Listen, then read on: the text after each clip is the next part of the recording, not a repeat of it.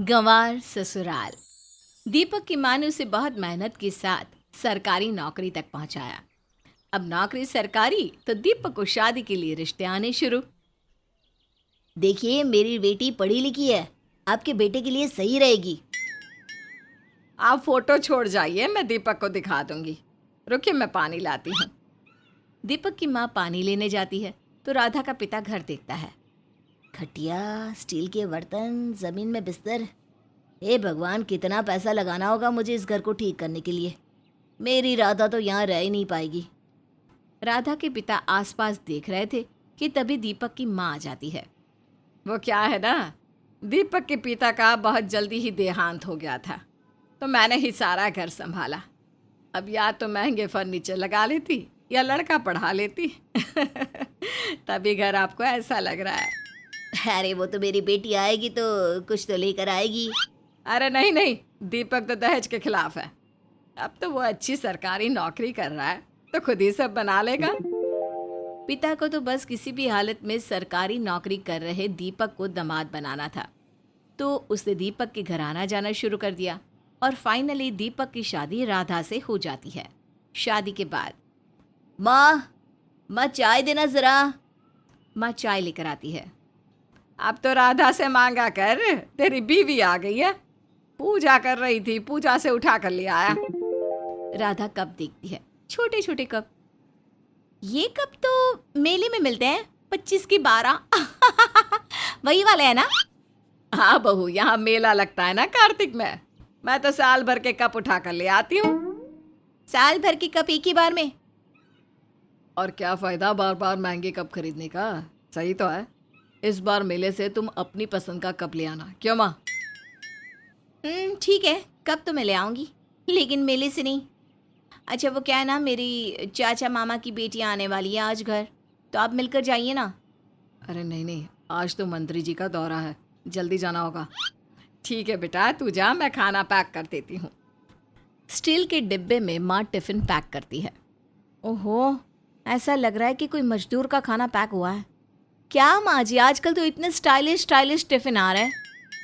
ये कोई ऐसा वैसा टिफ़िन बॉक्स नहीं है राधा, ये मेरे पिता का है।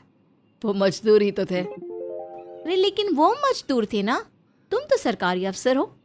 हाँ बहू, लेकिन है तो उसे मजदूर का बेटा। वैसे भी बहू, हम लोगों का रहन सहन ऐसा ही है। खैर, पति चला जाता है और बहू की कजिन बहनें आ जाती हैं। हाय रे राधा, चाचू ने कोई फर्नीचर नहीं दिया तेरी शादी में? ये क्या है, जमीन पर बिस्तर क्यों लगा रखा है? और चादर तो देखो कौन सी वाली है। वो क्या है ना, इनकी नौकरी अभी तो लगी है, धीरे धीरे करके घर में चीज़ें आएंगी। अरे तो क्या हो गया, ईएमआई नहीं सुना क्या तेरे पति ने? क्या नहीं मिल जाता क्रेडिट कार्ड से? राधा को बहुत बुरा महसूस हो रहा था कि घर सच्ची पूरा गंवारों वाला लग रहा है। ना ट्यूबलाइट, ना कोई फर्निशिंग।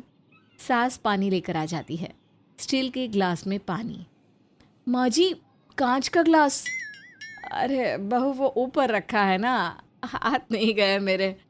वैसे पानी आरओ का ही है। बोलो क्या खाना है? आप बैठ जाइए आंटी, हम लोगों को कुछ नहीं खाना। दोनों बहनें बातें बनाकर घर से चली जाती हैं, लेकिन जाने से पहले, अरे आंटी, कभी हमारे घर आना, देखिए तो घर कैसे होते हैं शहरों के। सभी चली जाती हैं, लेकिन राधा परेशान रहती है कि उसकी बेइज्जती हो गई। शाम को पति आता है तो, आई थी मेरी बहनें, कितनी बातें बनाकर गई हैं। अरे यार क्या है ये, तुम लोगों को सब्र नहीं है क्या? कर रहा हूं ना, मैं घर ठीक कर दूंगा। अरे मेरे पापा भी तो दे रहे थे, वही ले लेते। देखो राधा, अब क्या बोलूं, थोड़ा वक्त दो ना। वैसे क्या बोल रही थी तुम्हारी बहनें? राधा और दीपक के बीच अब आए दिन मन मुटाव रहने लगते हैं। राधा हर रोज घर पर क्लेश करने लगती है। वो दुखी होकर पिता को फोन करती है। पापा क्या है, पैसा ही कुछ नहीं होता है। इन लोगों को ना रहने का सुहूर है और ना ही किसी चीज का। मैं तो रोज क्लेश कर रही हूँ, जीना हराम कर दूंगी मैं इन लोगों का। मेरे हिसाब से अगर घर नहीं किया ना तो। अरे बेटा, ऐसा नहीं है, तेरी सास बहुत अच्छी है, उसने सारा जीवन दीपक को बनाने में लगा दिया। अब तो उनके अच्छे दिन आए हैं, रोज रोज घर पर क्लेश करना ठीक नहीं है। राधा सोचती है कि पापा से बात करके कोई फ़ायदा नहीं है। वो माँ से बात करने की सोचती है कि तभी उसके घर उसकी चाचा की बेटी आ जाती है। कैसी हो राधा? मेरे बेटे का जन्मदिन है तो हम लोग मना रहे हैं, तो तू आना और आंटी और दीपक जीजू को भी लेकर आना, ठीक है? राधा सोचती है कि एक बार इन लोगों को अपने रिश्तेदार के घर लेकर जाएगी, तब पता चलेगा इन लोगों को कि कैसे रहा जाता है। फिर क्या, अगली शाम सबके साथ वो बहन के घर जाती है, जहाँ बहन की सास। अरे करम जली, आ गए तेरे रिश्तेदार। जा जाकर इन लोगों के लिए कुछ खाने के लिए लेकर आ। दीपा राधा को देखती है और उसे शर्म आती है कि उसकी सास उससे कैसे बात करती है। हाँ हाँ माँ जी, तुम लोग बैठिए ना। देखिए सोफा कितना अच्छा है ना, बैठिए।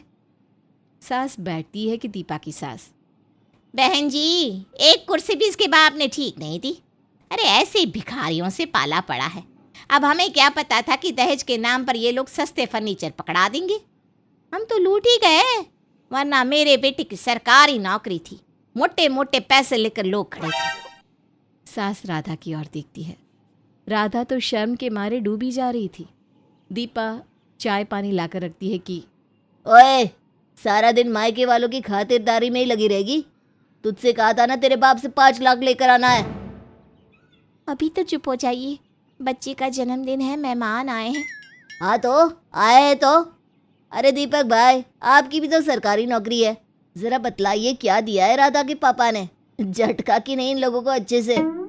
दीपक कुछ नहीं बोलता। बस थोड़ी देर में वो लोग वहाँ से निकलकर घर आ जाते हैं।